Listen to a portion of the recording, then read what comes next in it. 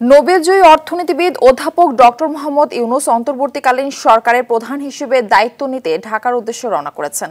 আজ দুপুর ২টার দিকে তাকে বহনকারী বিমানটি ঢাকায় অবতরণ করার কথা রয়েছে। বুধবার বাংলাদেশ সময় সন্ধ্যার দিকে দুবাইগামী একটি ফ্লাইট ঢাকার উদ্দেশ্যে রওনা হন তিনি। সেখানে যাত্রা বিরতি শেষে ঢাকা শাহজালাল আন্তর্জাতিক বিমানবন্দরের উদ্দেশ্যে রওনা হবেন।